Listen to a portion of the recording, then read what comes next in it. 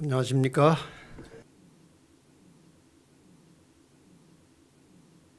오직 성령이 너희에게 임하시면, 이 두 번째 날 말씀 시작하기 전에 물리 공부를 잠깐 하겠습니다. 물리 아십니까? 학교 다닐 때 물리 공부 좀 하셨습니까? 여기 얼음이 있고 물이 있고 수증기가 있습니다. 다 원재료는 물입니다. 이 얼음이 이제 녹아서 물이 됩니다. 그래서 융해열이라는 게 있어요. 융해열. 이것은 얼음 1g을 물로 녹이는데 필요한 열량을 융해열이라 그래요. 그것이 80칼로리입니다. 그 다음에 이제 물 1도 1cc를 물 1cc를 섭씨 1도 올리는데 필요한 열량을 열 용량이라고 그래요. 그게 1칼로리입니다. 1칼로리. 그 다음에 물에다 열을 가하면은 물이 이제 펄펄 끓다가 수증기가 돼서 올라갑니다. 그것을 기화열이라고 합니다.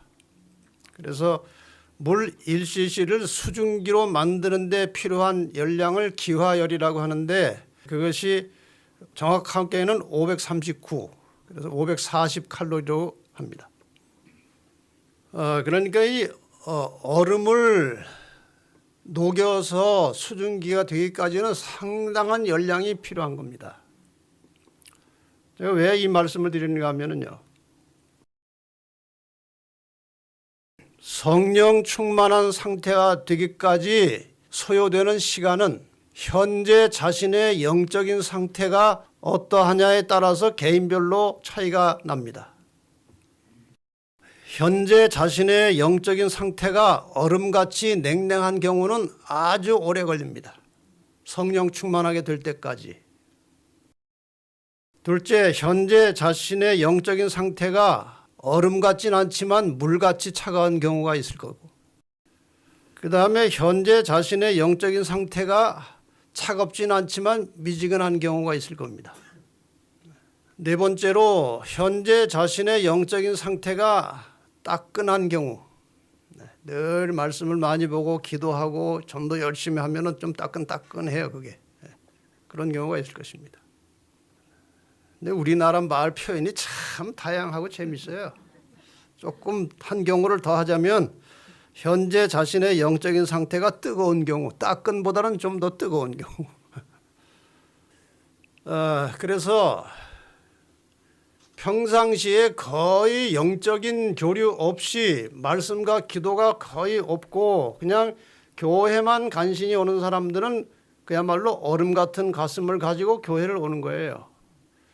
그럼 그런 사람들이 마음이 녹아져서 물이 돼서 데워지려면 시간이 많이 걸리는데, 그 시간이 되기 전에 설교가 끝납니다. 그러니까 감동을 못 받아요, 그런 사람들은.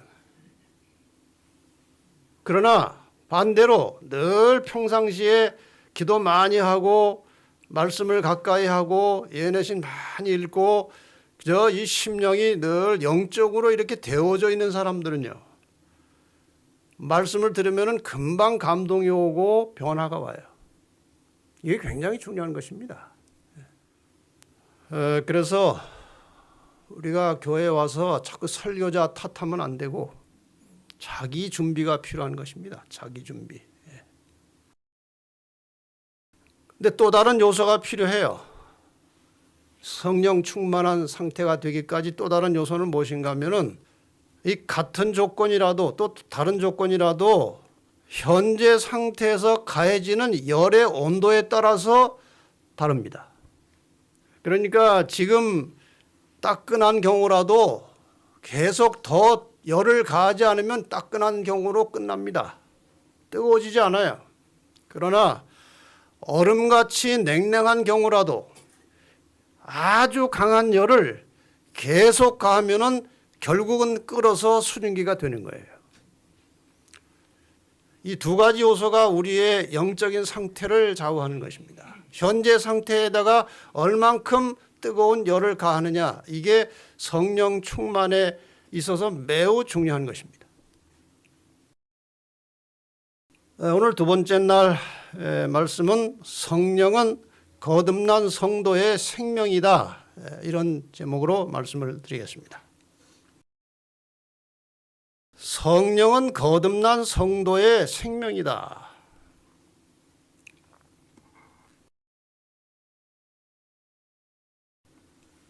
우리 진리의 성도님들은 저에게 이 성령에 대한 설교를 가끔 한 번씩 들으셨기 때문에 제가 뭐 똑같은 설교를 하진 않지만 사용하는 내용 중에는 이미 들으신 것도 상당히 포함되어 있으니까 잘 이해하시기 바랍니다. 그러나 제가 믿기로는 뭐 다 잊어버리셨을 거기 때문에 별 문제는 없습니다만은, 자,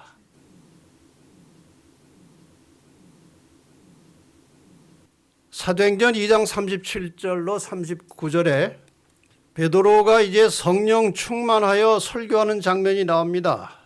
이 설교를 듣던 사람들이 마음에 찔림을 받고 감동을 받아가지고 우리가 어찌할꼬, 어떻게 하면 구원을 받을 수 있습니까? 이렇게 물었을 때 베드로가 대답한 말이 침례를 받고 죄사함을 얻으라. 그리하면 성령을 선물로 받으리니, 이 약속, 성령을 주시겠다는 약속은 너희와 너희 자녀와 모든 먼데 사람 곧 주 우리 하나님이 얼마든지 부르시는 자들에게 하신 것이라. 이런 말씀이 나와요. 이 말씀을 보면 침례와 죄사함과 성령 선물은 하나의 세트입니다. 분리되지 않아요. 그러니까 침례를 받았으면 죄사함 받은 것이고, 죄사함 받았으면 성령을 선물로 받은 것입니다. 별도로 일어나는 것이 아닙니다. 침례를 받았는데 성령의 선물을 못 받았다면 그건 잘못된 침례입니다. 자, 이 약속에 대해서 요엘서 2장 28절에 보면 여기 나온 약속이 어떤 것인지 나옵니다. 그 후에 내가 내 신을, 성령을 만민에게 부어주리니, 그 밑에 다시 내가 또 내 신으로, 내 영으로 남종과 여종에게 부어줄 것이며, 이렇게 약속이 되어 있었습니다. 구약시대에. 그래서 베드로가 이 말씀에 기초해서 침례받고 죄사함 받고 이미 약속되어 있는 성령을 선물로 받으라고 말씀하신 것입니다. 이 사도행전에 보면은 오순절 이후에 성령을 받은 사례들이 여러 곳에 나옵니다. 제가 한 두 가지만 소개해 드리겠습니다. 이 성령이 어떤 환경에서 어떻게 이루어지는지 두 가지만 사례를 이제 보여드리겠습니다. 사도행전 19장에 보면 이 성령 받는 장면이 나옵니다. 아볼로가 고린도에 있을 때에 바울이 윗지방으로 다녀 에베소에 와서 어떤 제자들을 만나, 이들이 누군지는 잘 모릅니다. 어쨌든 예수를 믿는 사람들이에요. 가로되 너희가 믿을 때에 성령을 받았느냐 하고 질문합니다. 가로되 아니라 우리는 성령이 있음도 듣지 못하노라. 우리는 성령 모른다. 침례는 받았다고 하면서 성령은 모른다는 것입니다. 바울이 가로되 그러면 너희가 무슨 침례를 받았느냐? 대답하되 요한의 침례로라. 그러니까 아마도 이 당시에 이 요한이 준 침례는 죄사함의 침례였던 것 같습니다. 회개하는 침례. 그래서 바울이 이렇게 말합니다. 가로되 요한이 회개의 침례를 베풀며 백성에게 말하되 내 뒤에 오시는 이를 믿으라 하였으니 이는 곧 예수라 하거늘. 이 설명을 들은 이 제자들이 그러면은 우리도 그 예수의 이름으로 침례를 받겠습니다. 이렇게 말을 했겠죠. 저희가 듣고 주 예수의 이름으로 침례를 받으니 바울이 그들에게 안수함에 성령이 그들에게 임하게 되었다. 그러니까 침례와 성령이 같이 일어난 것입니다. 한 가지 사례를 더 보겠습니다. 여러분이 잘 아시는 이 백부장 고넬료와 그 가족들이 회심하는 말씀이 사도행전 10장에 나옵니다. 44절부터 보면은 베드로가 이 말할 때에 이 과정은 상당히 복잡하죠. 이제 고넬료도 어떤 성령의 지도를 받았고 베드로도 성령의 지도를 받아서 극적으로 만나게 된 그 자리에서 베드로가 이제 성경을 가르치는 것입니다. 이방인에게 최초로 성경을 가르치기 시작한 겁니다. 베드로가 이 말할 때 성령이 말씀 듣는 모든 사람에게 내려오시니 베드로와 함께 온 할례 받은 신자들이 베드로와 함께 같이 갔던 고넬료 집에 함께 갔던 할례 받은 신자들이 유대인들이죠. 이방인들에게도 성령 부어주심을 인하여 놀라니 이에 베드로가 가로되 이 사람들이 우리와 같이 성령을 받았으니 누가 능히 물로 침례 줌을 금하리요 하고 명하여 예수 그리스도의 이름으로 침례를 주라 하니라. 이 두 케이스는 조금 다릅니다. 먼저 케이스는 침례를 받고 성령이 임한 것으로 나오고 여기는 먼저 성령을 받고 침례를 받는 것을 보면 앞뒤가 없는 것입니다. 그러니까 성령과 침례는 거의 동시에 일어나는 거예요. 같은 역사입니다. 여기에 대한 매우 실제적인 상황을 우리에게 보여주신 분이 예수님이시죠. 예수님께서는 침례받을 필요가 없는 분입니다. 그런데 우리에게 본을 보여주시기 위해서 침례를 받으셨을 때에 마태복음 3장 16절에 보면은 예수께서 침례를 받으시고 곧 물에서 올라오실새 하늘이 열리고 하나님의 성령이 비둘기같이 자기 위에 임하심을 보셨다 그랬어요. 여기도 침례와 성령이 동시에 나오는 것입니다. 그러니까 여러분이 침례를 받으셨다면 반드시 이 속에 뭐가 들어와 있어야 됩니까? 성령이 들어와 있어야 됩니다. 그런데 여기에 대한 이해가 참 약해요. 우리 재림교인들이. 침례 받으셨습니까? 하면은 침례 받은 사람은 전부 다 네 하고 대답을 아주 확실하게 합니다. 침례 받으셨습니까? 네, 받았습니다. 언제 어묵의 목사한테 받았습니다. 근데 똑같은 말을 물과 성령으로 거듭나셨습니까? 그럼 대답을 안 해요. 성령이라는 말에 거듭남이라는 말에 질려가지고 대답을 안 해요.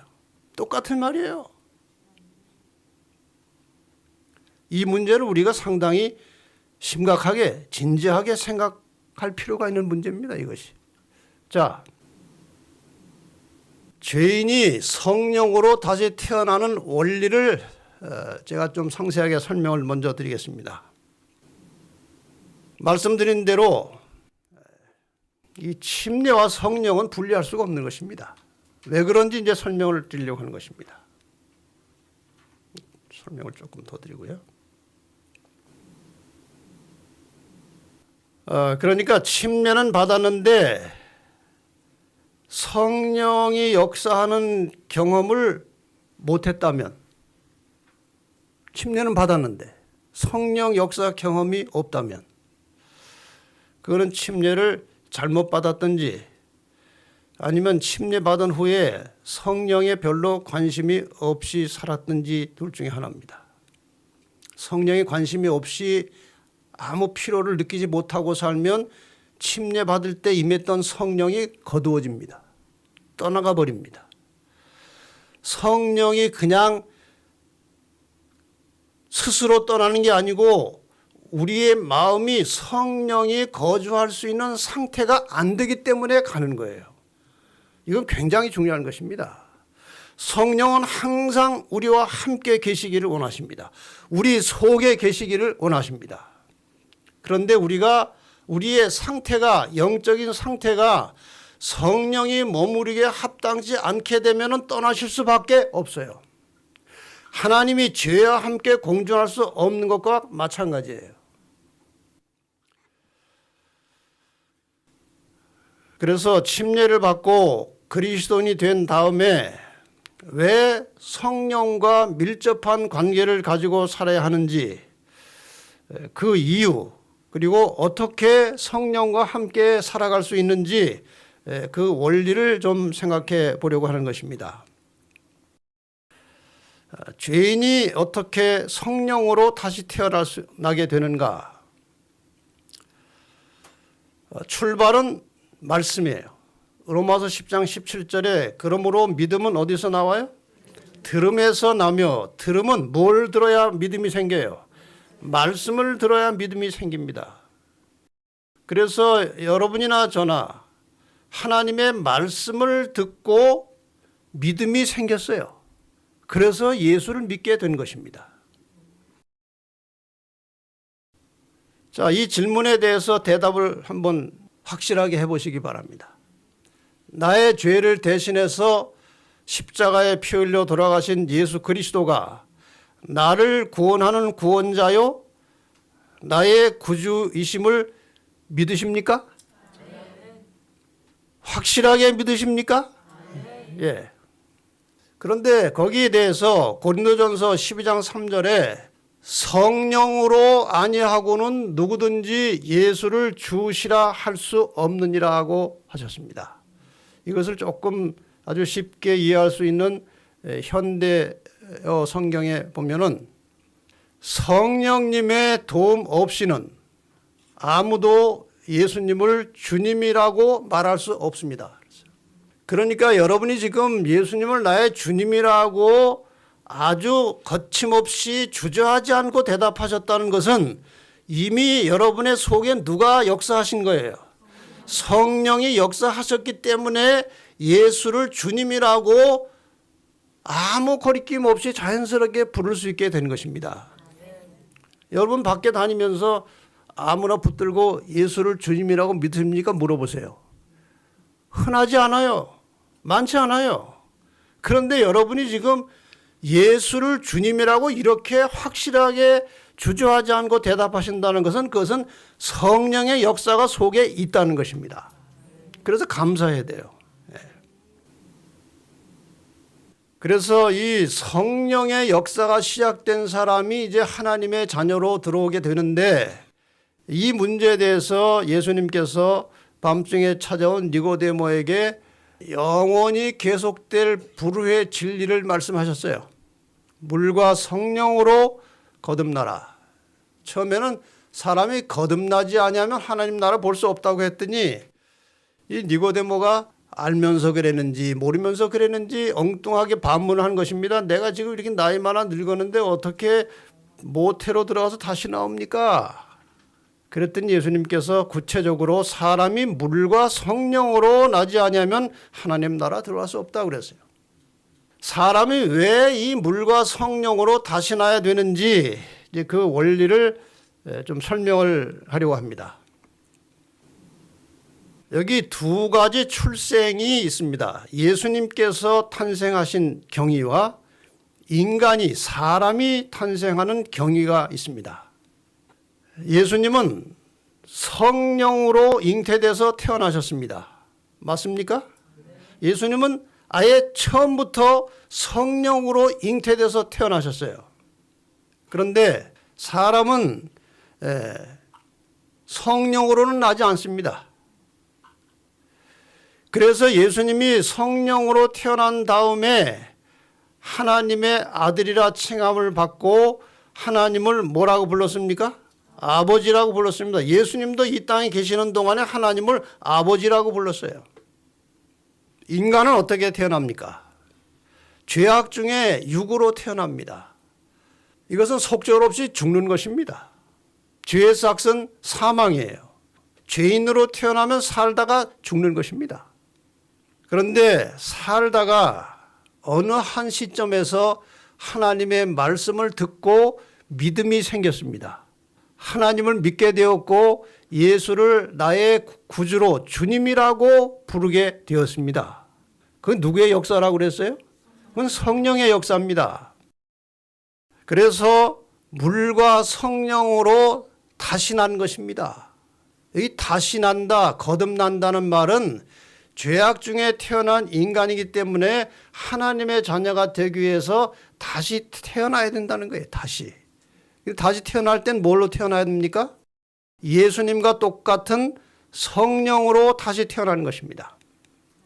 그래서 예수님께서 성령으로 태어나셨고 우리도 처음에는 죄악 중에 태어났지만 말씀을 듣고 믿음을 갖게 됐고 예수를 주님이라고 인정하게 되므로 물과 성령으로 다시 태어나서 이 지점에서 예수님과 같아지는 것이 출발점이에요.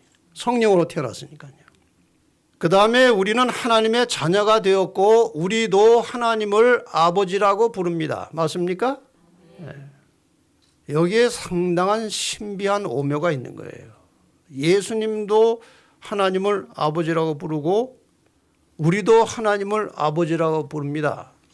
한 분을 같이 아버지라고 부르는 것입니다. 그러면은 예수님과 우리 관계는 뭡니까? 형제죠. 형제예요. 아버지가 같으니까 형제입니다. 자, 이 형제됨의 원리가 히브리 2장 11절에 이렇게 기록되어 있습니다. 거룩하게 하시는 자와, 거룩하게 하시는 자는 누굽니까? 히브리 13장 12절에 답이 나옵니다. 그러므로 예수도 자기 피로써 백성을 거룩해 하려고 성문 밖에서 고난을 받으셨느니라. 예수가 거룩하게 하시는 분이에요. 그 다음에 거룩하게 함을 입은 자들이, 거룩하게 함을 입은 자들은 누굽니까? 히브리 10장 10절에 또 답이 나옵니다. 이 뜻을 조차 예수 그리스도의 몸을 단번에 들이심으로 말미암아 우리가 거룩함을 입었다 그랬어요. 이 거룩하게 하시는 분 예수님과 거룩함을 얻은 입은 우리가 다 하나에서 났다 그랬어요. 이 하나가 무엇일까요? 이게 성령입니다. 예수님도 성령에서 태어나셨고 성령으로 잉태돼서 태어나셨고 우리는 육으로 태어났지만 도중에 성령으로 다시 났어요. 하나에서 난 것입니다. 그러므로 형제라 부르시기를 부끄러워 아니하시고, 이 말에 의미가 있지 않습니까? 원래는 형제라고 부르기는 아주 부끄러운 존재들이에요, 인간이. 근데 부끄러워해야 될 텐데 부끄러워하지 아니하셨다고 말씀하신 것이죠. 형제가 좀 이렇게 떳떳하고 공부도 잘하고 이렇게 사람이 아주 잘 성공하면은 자부심이 생기지만 형제가 현찮으면 그 좀 그래요. 제가 중앙교회 목회할 때 거기 부목사님 이제 아들 딸이 있었는데 태강삼육 초등학교를 다녔습니다. 아니 서울 삼육 초등학교를 다녔어요. 통학을 했습니다. 그러니까 종로 견지동에서 여기 서울 삼육 회기동까지 통학을 했어요. 조그만 아이들이. 큰 아이가 이제 딸이고 작은 아이가 이제 아들이에요. 둘이서 통학을 했어요. 근데 이제 같이 올 때가 가끔 있나 봐요. 학년은 달라도. 어느 날 같이 이제 귀가할 때 버스를 타고 오는데 보통 한 2, 30분이면 왔대요. 근데 그날 광화문에서 대모를 해가지고 차가 밀려서 1시간 이상 지체된 거예요. 근데 동생이 갑자기 소변이 너무나 급한 거예요. 아직 차에 있는데. 누나 오줌 마려 그랬어요. 그랬더니 뭐라고 대답하는지 참 기가 막힌 대답을 한 거예요. 조금씩 싸서 말려.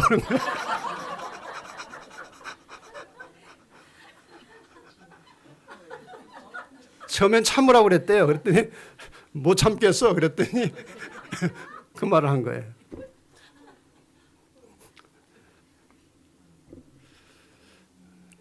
근데 그냥 오줌을 쌌어요. 참을 수가 없었어요. 누나가 얼마나 창피한지 그래가지고 체육복으로 대충 닦고 사람들이 쳐다봐가지고 창피해서 있을 수가 없더래요. 그래가지고 운전사한테 아직 한 두세 정거장 남았는데 아저씨 좀 내려주세요.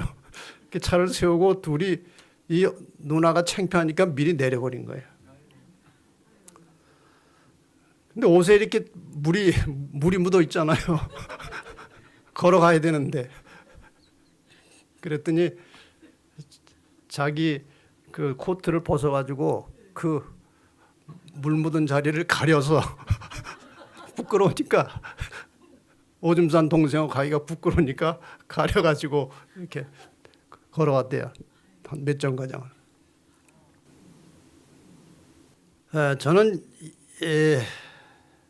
순간 이 이야기 속에서 굉장히 중요한 원리를 깨닫게 됐어요. 예수님께서 우리를 형제라고 하기는요, 너무나 부끄러운 거예요. 너무나 창피한 거예요. 뭐 때문에? 죄 때문에 그런 거예요. 죄 때문에. 그래서 이 누나가 동생 자기 외투를 벗어서 동생의 그 물 젖은 그걸 가려줬듯이 예수님께서 의의 두루마기로 우리를 입혀주시고 우리랑 같이 가시는 거예요. 이것이 원리예요. 우리를 형제라고 하기는 너무나 부끄러워요. 죄투성이라. 그런데 의의 옷을 입히시고 형제라고 하고 같이 가시는 겁니다. 자, 그래서 이제 우리가 이런 원리로 예수의 형제가 됐습니다. 그럼 예수의 형제들은 어떻게 살아야 되느냐 하는 거예요. 답은 간단합니다. 예수님처럼 혹은 큰형님처럼 맏형님처럼 그렇게 살라는 거예요. 로마서 8장 29절에 예수님이 우리의 형제이시면서 맏아들이라는 개념이 나옵니다. 하나님이 미리 아신 자들로 또한 그 아들의 형상을 본받게 하기 위하여 미리 정하셨으니 이는 그로 많은 형제 중에서 맏아들이 되게 하려 하심이니라. 이 맏아들이라고 하는 단어에 대해서 우리 본교의 성경 주석에 보면은 구원받은 가족의 맏형으로서의 그리스도의 위치를 설명하는 단어라고 그랬어요. 구원받은 모든 가족들의 제일 큰 형님이시라는 거예요. 같은 형제라는 개념에서 볼 때 그런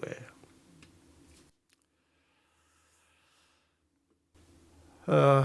이런 말씀 들어보셨습니까? 형제지간인데 어떻게 저렇게 다를까? 그런 말 들어보셨어요? 그 다음에 꼭 형제 같네. 이게 무슨 뜻이에요? 형제는 아닌데도 너무나 닮으면 형제 같다 그러고 형제인데도 너무나 다르면 형제인데 왜 저러냐고 하는 것은 무슨 뜻입니까? 형제는 비슷해야 된다는 것입니다. 우리가 예수님의 형제라면 예수님과 비슷해야 돼요. 똑같을 수는 없어도 비슷해야 돼요. 예수 믿는 사람이 더 나쁘다는 말이 있어요. 그 말이 맞아요? 틀려요? 아니 뭐 똑같으면 똑같으지 뭘 더 나쁘겠습니까? 다 같지. 근데 왜 더 나쁘다고 그래요? 예수를 믿는다고 일단 하면 다른 사람들은 저 예수쟁이는 누구를 닮아야 돼? 예수를 닮아야 돼요. 근데 자기들이랑 똑같으니까 더 나쁘다고 그러는 거예요. 사기꾼한테 100만 원 사기 당하면은 오랜 세월이 지나면 가물가물해요. 그런데 장로한테 10만 원 사기 당하면 죽을 때까지 안 잊어버립니다. 교회 가자는 말만 하면은 그 얘기 꺼내는 겁니다. 왜 그렇습니까? 기대하는 것이 있는 거예요. 기대하는 바가 있는 거예요. 요새는 더 나쁘다는 말의 이유를 어느 책을 읽다가 제가 다시 한 가지를 찾았는데 기대감 말고 또 하나가 있더라고요. 행동은 자기들과 별 차이가 없는데 말은 잘해요. 말이나 못하면 밉지는 않지. 그래서 더 나쁘다고 그런대요. 자, 이제 우리는 정신을 가다듬고 예수와 형제된 그리스도인으로서 우리의 맏형님 예수님께서 어떻게 사셨는지 그거를 찾아서 그분처럼 살아야 합니다. 근데 그 세부적으로 하나하나를 다 똑같이 하라는 것이 아니고 그분에게 그러한 사상과 그러한 행동과 그러한 삶이 나오도록 만든 근원이 있어요. 그 동력이 있어요. 그것을 배우라는 거예요. 어떻게 그렇게 사셨는가? 예수님께서 이 땅에 한 인간으로 존재하셨기 때문에 사탄의 시험을 격렬하게 받으셨습니다. 어느 사람보다 예수님은 훨씬 더 사탄에게 격렬한 시험을 받았어요. 왜냐하면 이 예수를 넘어뜨리면 이 지구가, 이 인류가 자기 소유가 되는 것입니다. 그래서 아주 필사적으로 예수를 시험하고 예수를 유혹하고 시련을 주었습니다. 침례 받으시고 광야 40일 동안 금식하신 후에 받은 시험 이야기를 여러분이 잘 아십니다. 돌을 떡으로 만들어 먹으라. 예수께서 대답하여 가라사대 기록되었으되 어디에? 구약 성경에. 그 당시에는 구약 성경밖에 없었으니까요. 기록되었으되 사람이 떡으로만 살 것이 아니요 하나님의 입으로 나오는 모든 말씀으로 살 것이라. 또 두 번째 시험 받았습니다. 낭떠러지에서 뛰어내리라는 거예요. 천사들이 딱 가서 받쳐주는 거 한번 보여달라는 것입니다. 물론 예수님 할 수 있으시죠. 근데 그런 것을 위해서 기적을 베푸시면 되겠습니까? 다시 말씀하십니다. 기록되었으되 주 너희 하나님을 시험치 말라 하였느니라. 구약 성경에 이런 말씀이 있다. 시험하지 말라. 다시 또 성전에 올라가서 다 천하만국을 보여주고 내가 이거 가지러 오지 않았느냐? 이거 찾으러 오지 않았느냐? 괜히 고생하지 말고 나한테 절 한번 하면 내가 그냥 주겠다. 사탄아 물러가라. 기록되었으되 주 너희 하나님께 경배하고 다만 그를 섬기라 하였느니라. 이 말씀은 예수님의 생각과 머릿속에 구약의 수많은 교훈들이 이미 이 속에 담겨 있었습니다. 그래서 어떤 일을 당할 때마다 그 말씀이 생각나서 그 말씀으로 이긴 것입니다. 오늘 제가 어떤 그 환자분이 이제 병을 극복하고 믿음으로 살게 된 간증 이야기를 들었는데 상당히 제가 감동을 받은 이야기였습니다. 그런데 그 말씀 중에 간증 중에 뭐가 나오는가 하면은 말씀을 늘 기록하고 외우고 듣고 말씀을 늘 가까이 하다 보니까요. 어떤 상황이 딱 오면 그 상황에 적절한 말씀이 몇 장 몇 절은 모르겠는데 말씀이 생각이 난다는 거예요. 그래서 얼마든지 극복하고 이길 수 있었다는 것입니다. 이 생각나게 해주시는 분이 성령이십니다. 그래서 성령은 나중에 다시 또 말씀드리겠지만 말씀을 통해서 일하십니다. 이 속에 말씀이 들어있지 않은 사람들은 성령이 도울 길이 없어요. 그래서 늘 말씀을 다 잊어버리는 것 같아도 계속 말씀을 듣고 보고 암기하고 또 쓰고 이래서 이 속에 담겨져 있는 말씀들을 다 잊어버린 것 같지만 필요할 때 성령께서 생각나게 하셔서 시험을 극복하게 하고 여러 가지 어려움을 이길 수 있도록 도와주신다는 것입니다. 예수님께서 말씀으로 이기셨습니다. 그 다음에 예수님의 또 생활 속에 자주 등장하는 단어가 있는데 성령이라는 단어입니다. 마태복음 3장 16절에 아까 보신 대로 침례받고 올라오실 때 성령이 비둘기같이 임하셨고 마태복음 4장 1절에 보면은 그때 예수께서 성령에게 이끌려 마귀에게 시험을 받으러 광야에 가셨다고 되어 있고 누가복음 4장 1절에 성령의 충만함을 입어 요단강에서 돌아오셨다고 되어 있고, 누가복음 4장 14절에 예수께서 성령의 권능으로 갈릴리에 돌아가셨다고 되어 있습니다. 누가복음 10장 21절에는 예수께서 성령으로 기뻐하사, 기쁨도 성령과 연관돼서 나타납니다.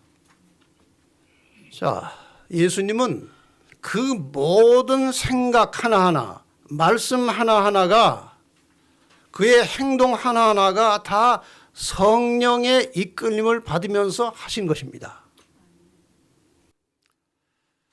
좀 전에 드린 말씀을 제가 하나 인용하겠습니다. 성령께서는 성경 말씀을 통하여 마음에 말씀하시며 진리를 심령에 깊이 새기신다. 그리스도께서 당신의 택하신 백성을 자기에게 복종하게 하심은 하나님의 말씀을 통하여 역사하시는 진리의 성령으로 말미암아 행하시는 것이다. 그랬어요. 하나님의 뜻이 무엇인지, 또 이런 경우에 하나님께서 나에게 무엇을 말씀하시려고 하시는지를 생활 속에서 경험하고 싶으시면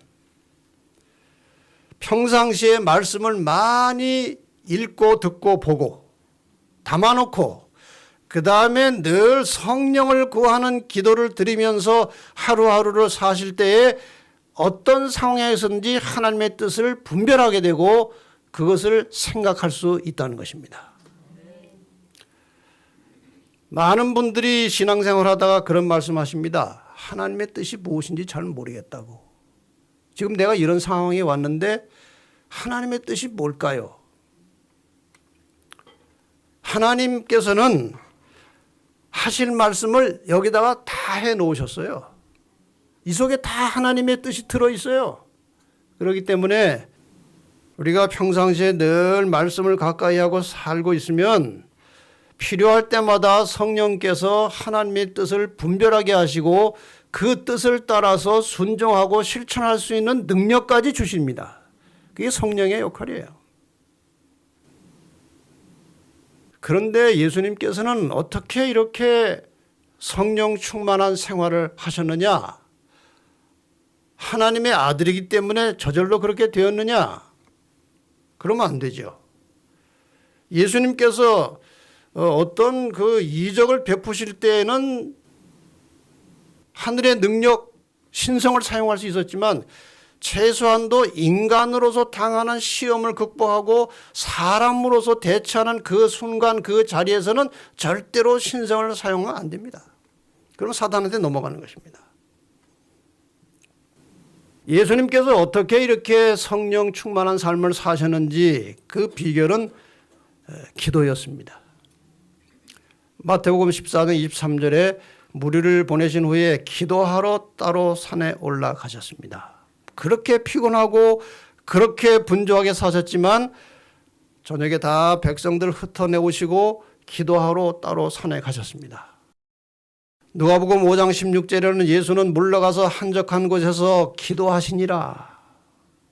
이 물러갔다는 말은요, 상당히 바쁘게 시간을 보내고 할 일이 많이 있었지만 계속 그 일에 몰두해서 거기에서 헤어나지 못하고 계신 것이 아니라 일을 중단하고 물러가신 거예요. 기도하러. 이것이 예수님의 일상생활이었습니다. 누가복음 6장 12절에는 이때 예수께서 기도하러 산으로 가서 밤이 맞도록 하나님께 기도하시고, 이건 철야 기도하신 것입니다. 여러분 한번 상상을 해보세요. 하늘의 하나님이신 예수님이 이 땅에 인간으로 오셔서 밤새도록 이슬 맞으며 기도하시는 장면을 생각해 보세요.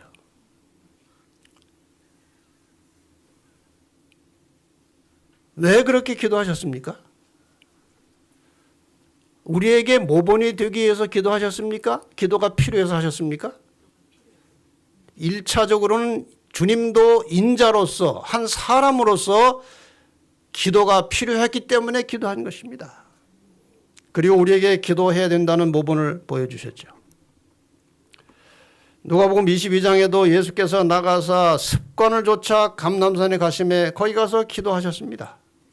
이런 기도 삶에 대해서 신물교훈은 이렇게 표현하고 있습니다. 그는 매일 아침 여러 시간 동안 아버지와 교통하심으로 하늘의 빛을 사람에게 나누어 줄 준비를 하셨다.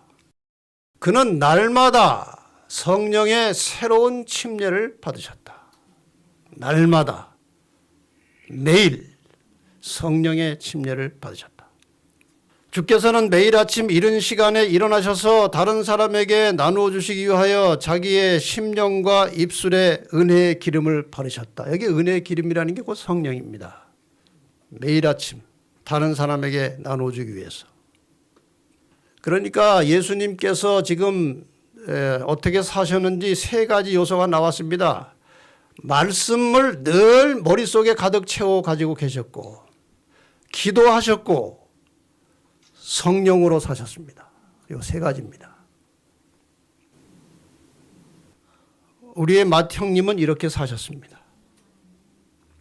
성령으로 태어나서 성령의 인도하심을 따라서 사시다가 침례 받으실 때 성령으로 인치심을 받으셨습니다. 그리고 그 이후의 모든 삶은 오직 성령의 은혜와 능력을 빌려서 사셨습니다. 인성을 쓰신 인자로서 그의 형제들이, 우리가 인간의 본성적 죄의 성향과 그 죄의 성향을 자극해서 죄를 범하게 만드는 그 사탄의 시험을 어떻게 극복하고 매일의 생활에서 승리하면서 변화되는 생활을 할 수 있을지를 그런 모본으로 보여주신 것입니다. 우리의 맏형님이 너희가 나의 형제면 이렇게 살아라 하고 본을 보여주신 것입니다. 예수님의 지상생에 있어서 성령의 역할은 그분의 생명과 같은 것이었습니다.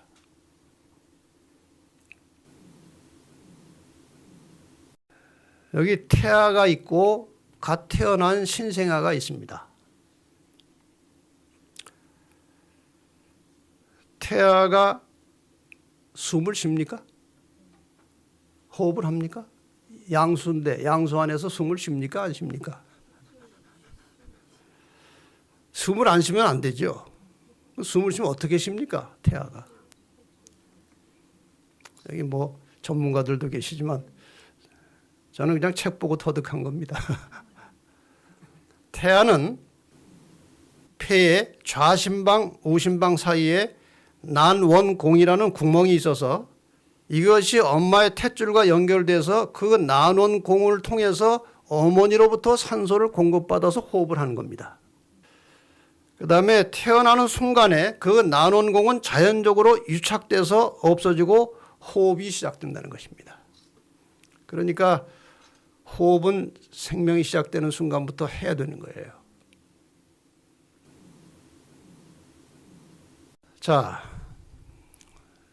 목숨과 생명이라는 말을 저는 종종 씁니다. 목숨과 생명. 좀 다릅니다. 우리 성경적으로 보면 조금 달라요. 하나님은 생명의 근원이시기 때문에 그분과 교통함으로써만 생명을 소유할 수 있다. 하나님을 떠나면 목숨은 잠시 부재할지 모르나 생명은 소유할 수 없다. 일락을 좋아하는 이는 그냥 먹고 놀고 이렇게 그냥 즐기고 사는 사람들이에요. 아무 생각 없이. 살았으나 죽었느니라. 살았지만 죽었다고 그랬어요. 목숨은 가지고 있는 것 같지만 뭐가 없다는 거예요. 생명이 없다는 것입니다. 이 비슷한 말씀이 마태복음 8장에 예수님께서 한번 이런 말씀을 하셨습니다. 제자 중에 또 하나가 가로되 주여 나로 먼저 가서 부친을 장사하게 허락하옵소서. 장례식 좀 하고 오겠습니다. 예수께서 가라사대 죽은 자들로 저희 죽은 자를 장사하게 하고 너는 나를 조치라 하시니라. 여기 죽은 자들은 목숨이 붙어 있는 사람들입니다. 근데 죽었다고 그랬어요. 뭐가 없기 때문에? 생명이 없기 때문에. 너는 그들과 다르다는 것입니다. 왜? 너는 뭐가 있어요? 나하고 연결됐기 때문에 너는 생명이 있어요. 이게 성경의 목숨과 생명의 차이를 구분하는 개념이에요. 그리스도인 생애는 옛 것을 변경하고 개량하는 것이 아니라 본성을 변화시키는 것이다. 어제 제가 드렸던 말씀과 좀 비슷한 말씀이에요. 예수 믿는 것은 나쁜 사람이 좋은 사람 되는 게 아니고 죽은 자가 산 자가 되는 것입니다. 본성이 달라지는 것입니다. 본질이 달라지는 거예요. 자신과 죄에 대하여는 죽고 전적으로 새로운 생명이 나오는 것이다. 우리가 침례받을 때에 옛날에 나는 다 죽었고 전적으로 새로운 생명이 나오는 것인데 이러한 변화는 성령의 효과적인 역사에 의해서만 이루어질 수 있다. 그래서 그리스도인이 거듭남으로 얻어진 생명은 성령의 역사라는 것입니다. 그래서 생명은 성령의 역사입니다. 성령께서 주시는 것입니다. 목숨은 태어나면서부터 시작되는 호흡으로 유지되지만 생명은 성령의 역사로 유지됩니다. 같은 원리로 호흡이 멈추면 더 이상 사람이 아니듯이 그리스도의 영이 없으면 그리스도의 사람이 아니라고 말씀하셨습니다. 성령은 거듭난 그리스도인의 생명이라고 말씀을 드렸는데 이 생명의 특성은 나누어 주는 것입니다. 생명의 특성은 나누어 주는 것입니다. 나무의 생명은 탄산가스를 마셔서 산소를 나누어 줌으로 생명이 유지되는 것입니다. 물은 순환의 원리로 증발해서 올라가서 다시 내려오는 순환의 원리로 유지되는 것입니다. 예수님께서 누가복음 6장 38절에 주라 그리하면 너에게 줄 것이니 이게 생명과 관계된 거예요. 너희 가진 모든 것 생명을 남에게 주라 그러면 생명을 받겠다는 거예요. 이것이 생명의 원리입니다. 성령이 생명이라면 성령의 말씀도 성령의 역사도 나눔의 원리로 설명할 수 있는 것입니다. 생명이 나누는 것이라면 성령도 나누는 것입니다. 이게 굉장히 중요한 원리예요. 예수님께서 성령에 대해서 기도한 말씀을 아까 보신 것인데 지금 제가 성령도 나눔의 원리라고 말씀드렸는데 이 말씀 이 속에 들어있어요. 그는 매일 아침 여러 시간 동안 아버지와 교통하심으로 하늘의 빛을 사람에게 나누어 줄 준비를 하셨다. 그는 날마다 성령의 새로운 침례를 받으시고 그것을 나누어 주셨다고 그랬어요. 요 밑에는 더 명확합니다. 주님께서는 매일 아침 이른 시간에 일어나셔서 다른 사람에게 나누어 주시기 위하여 자기의 심령과 입술에 은혜의 기름을 바르셨다. 여기에 매우 중요한 포인트가 있는 거예요. 우리가 성령을 구할 때는 절대로 이기심을 가지고 구하면 안 된다는 것입니다. 성령의 기도를 드릴 때는 항상 성령께서 나에게 역사하셔서 다른 사람에게 생명을 나누어 주는 일을 할 수 있도록 해달라고 기도하는 것입니다. 굉장히 중요한 포인트예요. 예수님께서 기도로 성령을 구할 때는 나누어 주기 위해서 구하셨어요. 마찬가지로 우리가 성령의 은사와 성령의 능력을 구할 때는 남을 위해서 사용할 수 있도록 구하라는 것입니다. 다른 사람을 사랑하는 것, 다른 사람에게 복음을 전하는 것, 또 변화된 품성으로 다른 사람들에게 신령한 좋은 감화를 끼치는 것, 이 모두가 다 사람들에게 생명을 나누어 주는 것입니다. 성령을 나누어 주는 것입니다. 그래서 성령 충만한 삶이 시작되고 있는 증거 중에 하나는 다른 사람을 구원하기 위해서 또 다른 사람의 생명을 위해서 간절히 중보 기도까지 드리는 것을 포함하는 것입니다. 그래서 우리가 성령에 대해서 공부하고 성령을 구하는 시간마다 무엇이 포함되어야 하는가 하면은 중보 기도가 포함되어야 돼요. 그게 올바른 기도예요. 뿐만 아니라 도움이 필요한 다른 사람들을 위해서 무엇인가 할 수 있는 일을 기다리지 말고 찾아서 봉사하며 헌신하는 생활이 자신도 모르게 일어나는 것이 성령이 역사하는 증거입니다. 철저하게 자기 중심의 삶에서 다른 사람 중심의 삶으로 바뀌는 것입니다. 이것이 품성의 변화입니다. 그러한 이야기를 드리고 마치겠습니다.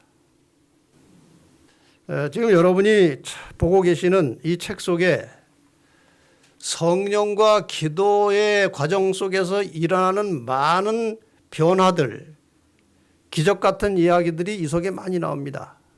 그 중에 제가 한 이야기를 좀 골라봤습니다. 어떤 사람이 이게 어느 나라라고 출처가 밝혀 있잖아요. 저는 지난 5년 동안 제게 매우 소중한 친구와 연락이 두절된 상태로 지냈습니다. 저는 계속 그에게 연락을 취했지만 아무 응답이 없는 상황이었습니다.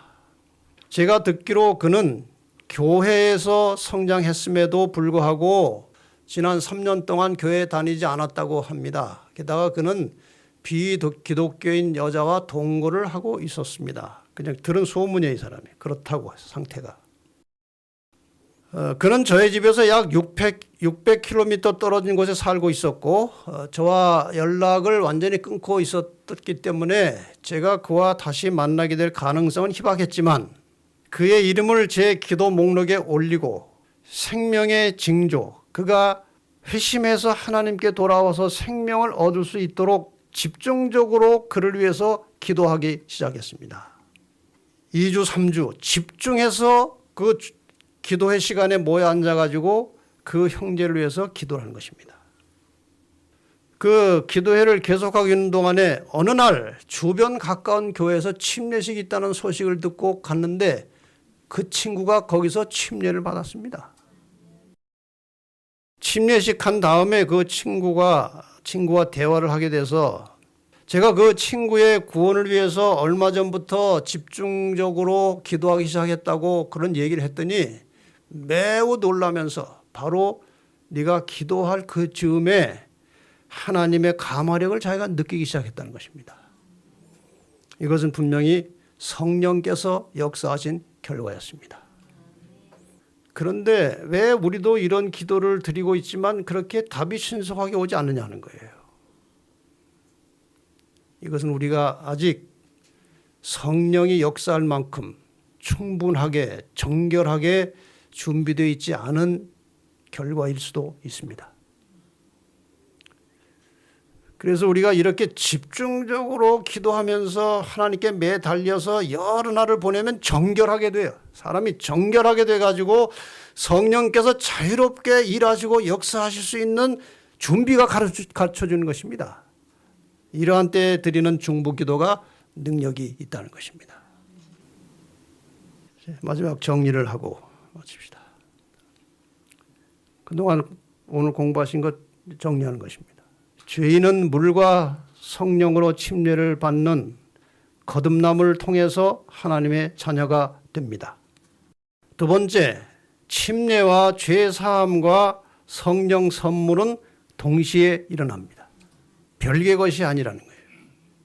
세 번째, 거듭난 그리스도인의 영적 생명은 오직 성령의 역사를 통해서만 유지될 수 있습니다. 네 번째, 거듭난 그리스도인이 어떻게 성령 충만한 삶을 살 수 있는지 예수님께서 모본을 보여주셨습니다. 말씀과 기도와 성령이었습니다. 다섯 번째, 성령 충만과 기도와 말씀은 분리할 수 없는 일체형입니다. 분리할 수 없는 거예요. 같이 일어나는 것입니다. 여섯 번째, 성령은 그리스도인의 생명과 같은 것이며 생명은 나눔으로 유지되는 것입니다. 나눔으로 유지된다는 것입니다.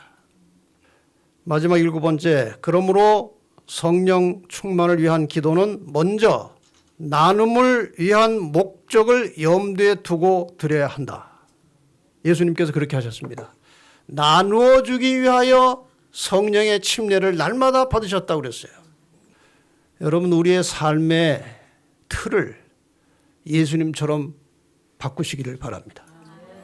아침마다 충분한 기도 시간을 통해서 나누어 주기 위하여 성령을 간구하시고 성령의 침례를 받은 다음에 그 다음에 하루를 살면서 그 아침에 받은 성령의 능력, 성령의 역사를 가지고 하루 종일 사람들에게 무엇인가를 나누어주며 살아가는 성령 충만한 그리스도인들이 되시기를 간절히 바라면서 말씀을 마치겠습니다.